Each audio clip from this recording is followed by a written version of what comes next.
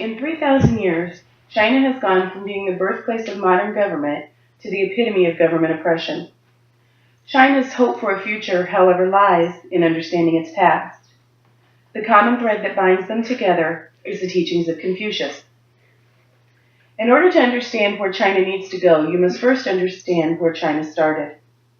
In 221 BCE, Emperor Chen defeated the other 6 warring states to unite China into the country you know today. Unfortunately, he was a bit of a tyrant and outlawed religion, as he wanted all loyalty to be towards the government that he created. Luckily, the teachings of Confucius were already in place, and this allowed the society to continue to function and grow, even under such autocratic rule. Confucius taught codes of morality for personal growth and development. According to Robert Waxman in the Ethics of Confucius, he listed these as justice, humaneness, propriety, knowledge, and integrity. These 5 values dominated society so that such a large population with varying backgrounds could live harmoniously for many years. China was a closed society until the 1300s, when Marco Polo made his famous trip down the Silk Road, and when he returned, over 30 years later, he espoused the virtues of Chinese government.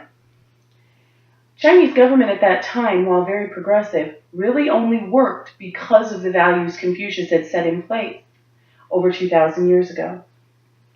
The social order framework that he laid down is what Marco Polo was most impressed with. In the 19th and 20th century, however, unrest, major famine, military defeats, and occupation by foreign countries had weakened China's way of life. After World War II, Mao Zedong established an autocratic socialist society. It did guarantee the sovereignty of China. However, it offered strict control of everyday life to the Chinese people, and it cost the lives of tens of millions of China's citizens. Religion, under Mao Zedong, was once again outlawed, and there was no chance for dissension. The People's Republic of China, when it was established in 1949, was established as an atheist country, with absolutely no religion allowed.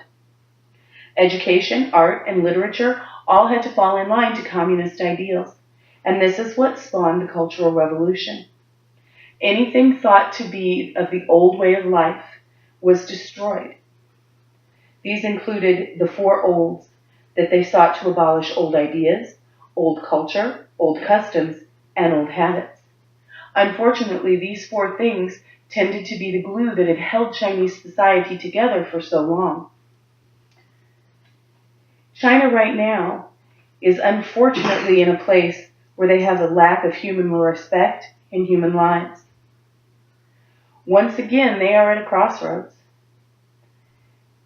Worldometers lists China's population as of today as 1.38 billion people. That encompasses almost 19% of the world's population within its borders, and it is number 1 for population in the entire world. 2 years ago, Time listed China as being second in millionaires in the world, second only to the United States. This has largely been caused by Western civilization and a free market. China offers no women's rights, no environmental concerns, and no freedom of speech. This unfortunately creates a barrier between China and the rest of the free world, because it's hard to do business with people who you don't understand. China, however, is trying to soften its image. Jinping Xi is the new president of China.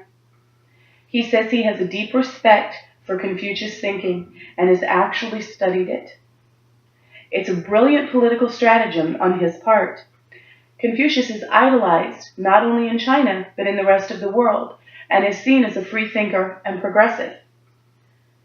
President Xi was actually the first to visit Confucius's birthplace and attend a birthday party. He's offering a new openness to the Chinese people and to the world as far as introducing a kind of religion back into China. The traditional culture should be a wellspring for the party values. He has embraced the old society while allowing its ideology to support the pillars of communism that keep China functioning.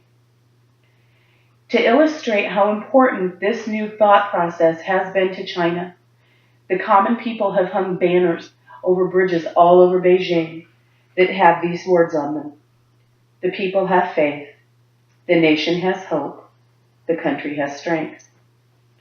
She has entwined communist ideals along with Confucius beliefs and allowed the reemergence of one of the greatest thinkers of all time.